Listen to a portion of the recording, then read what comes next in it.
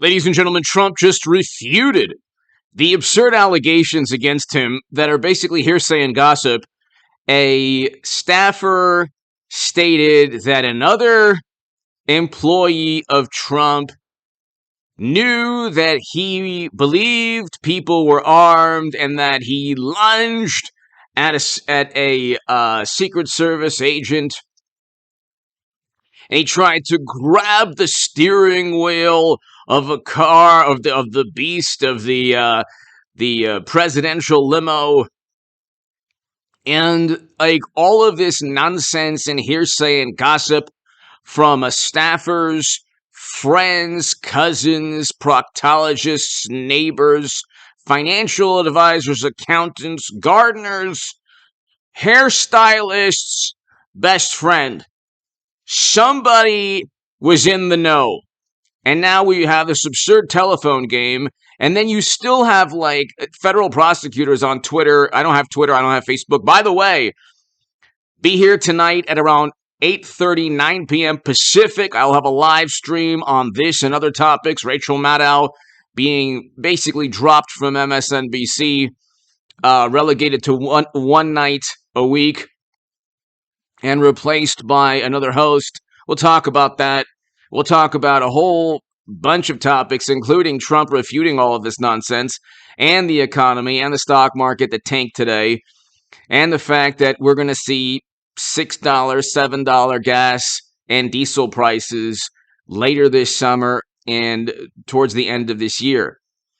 And we're in a recession. It's only going to get worse. I predicted all of this in September of 2021. But you have here, I'll read you this.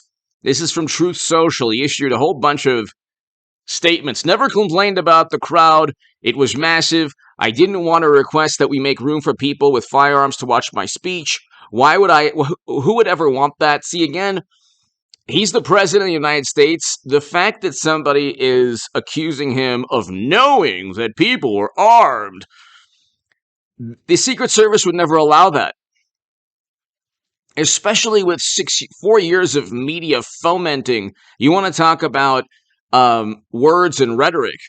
Media fostering and fomenting this hysteria against Trump. That's why I like when you have very smart people saying, oh, Trump, he's a menace to democracy. He lies so much. It's like the standard of suspicion leveled against Trump is not the standard of suspicion or judgment leveled against Democrats. Joe is literally on a voicemail telling Hunter,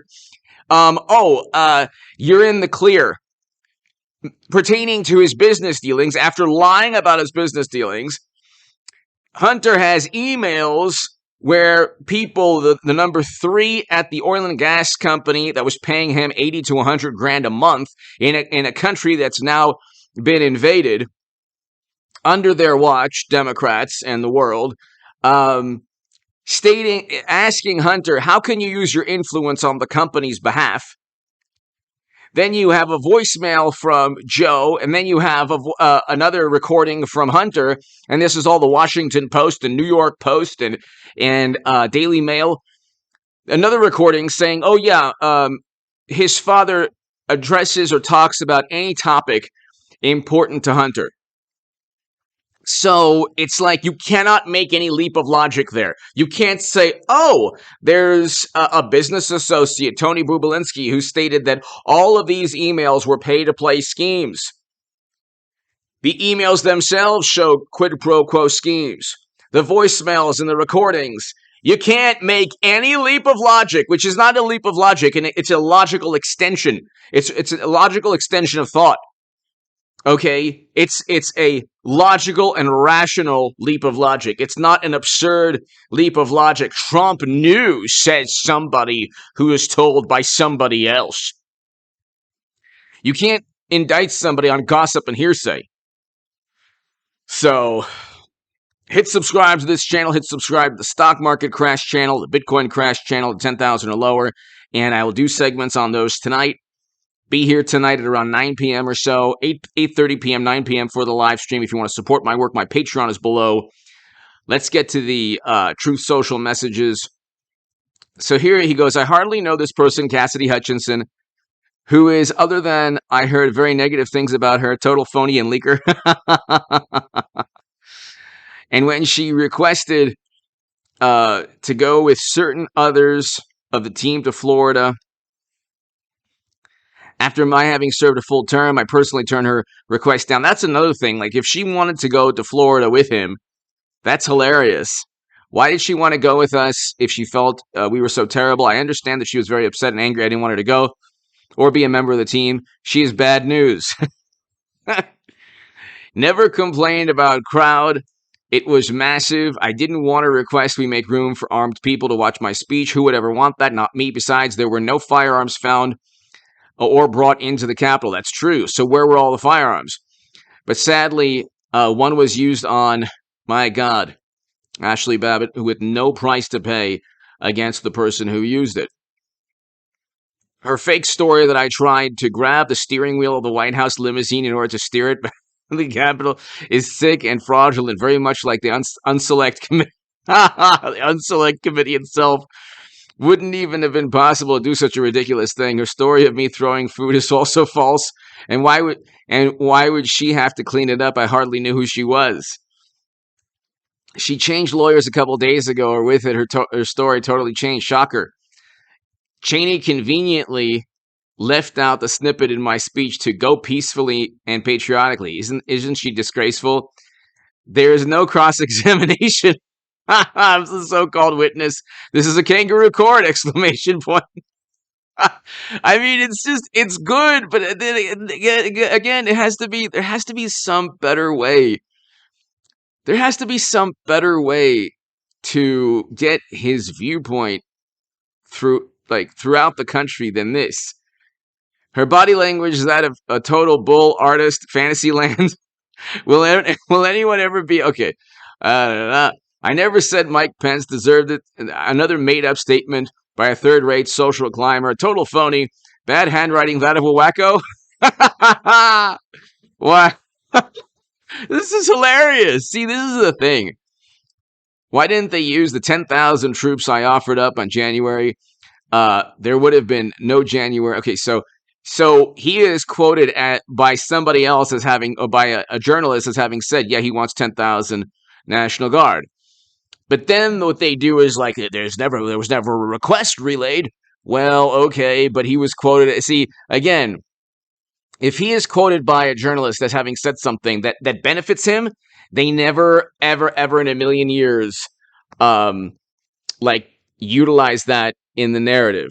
They have lied so much. Nobody has lied more than media. Media, they have lied continuously, almost on a daily basis.